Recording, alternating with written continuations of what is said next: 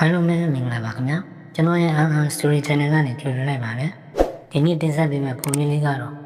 ထောက်ချိုးချိုးတို့ဆိုတဲ့ပုံမြင်လေးပဲဖြစ်ပါတယ်ငွေရေးသားဖန်တီးတဲ့ပညာရှင်များကိုလည်းလေးစားပါပဲ credit ပေးပါတယ်ခင်ဗျာဥဖိုးကျူးဒီခြေတစ်ဖက်ပြတ်နေတော့ကြောင့်သူ့ကိုတရက်လုံးမှသိကြနေသူ့ကိုချိုးသူပေါ့ရဲ့ကလေးတစ်ဆိုင်ကပြောင်းတော်လေးရှိသည်ခြေချိုးဥဖိုးကျူးခြေချိုးဥဖိုးကျူးဥဖိုးကျူးဒီလိုက်ဖမ်းမိပြီးတော့ချိုးသူတို့ကလွတ်ရသို့ပြေးပုံကြသည်ဒီကလေးတွေခြေချိုးဥဖိုးကျူးကချိန်မတန်တစ်ပြက်သူတို့ကိုမိအောင်မလိုက်နိုင်ရှာချင်မိုက်တဲ့ကလေးတွေပဲရင်းတို့ချိုးသူကိုလောင်ပြောင်ပြီးသည်ကိုချိုးသူမိတေချာကိုရဲ့ဆုံးမလေးရှိသည်ဟဲ့တာဥဖိုးကျူးကိုသွားမစားနဲ့လေခွဲသူကများမစွမ်းမတန်နဲ့တနာပါတယ်ပြီးတော့သူတစ်ပါးချုံရင်ချက်ကိုပိုးပြီးမပြန်ရောက်ဘူးကိုကိုသူများကစရင်မကြိုက်တယ်လို့သူများကိုလည်းသွားစရင်ပဲကြိုက်ပါမလဲတာရဲ့နောက်ဥဖိုးကျူးကိုမစားနဲ့တော့တာဟုတ်ကဲ့မိမိတို့တော့ချိုးသူတို့ဒီဥဖိုးကျူးကိုပြောင်းလောင်လေးရတာရှိနေသည်ဥဖိုးကျူးခြေချိုးဥဖိုးကျူးတနေ့တွင်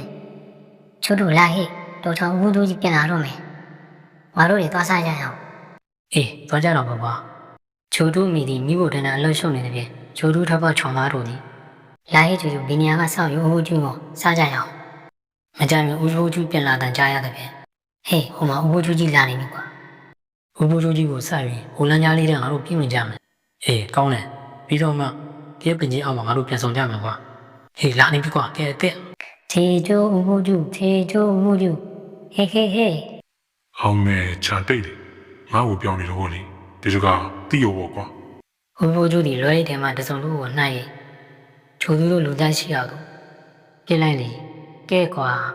ချိုးသူတို့လည်းကြောက်အားလန့်အားဖြင့်ပြီးကြရလဲသူလည်းဖြစ်သွားပြီဟာဆော်တယ်ကွာပြီးကြဟိချိုးသူမှကြောက်တော့တခုနဲ့တက်မိတဲ့ခြေထောက်နာကတော့လေမမေကိုပြောရဲပေါ့ဥဖိုးကျူးကိုစားလို့တင်းထိခိုက်တာမှန်သိရင်ငါ့ကိုမမေကရိုက်မှာနောက်တနေ့ချောင်းသွားတော့ကခြေထောက်နဲ့တော့နေဖြစ်နေလက်မမြန်သွားလို့မရဘူးကွာတို့ကကနေချင်းများကဝိုင်းရီလောင်ကြတယ်ဥဖိုးကျူးကလေးလာပြီဟေးထော်ချိုးချိုးတူဒီရှက်လဲရှက်ရီတော့ကလည်းထွမိဒီတော့မှသူ့မိမိစကားကိုပြန်ရေးအမရလေတော့ပြီကိုယ့်ကိုသူများကစားရင်မကြိုက်တယ်လို့သူများကိုလည်းတွားစားရင်ဘယ်ကြိုက်ပါမလဲသားရဲ့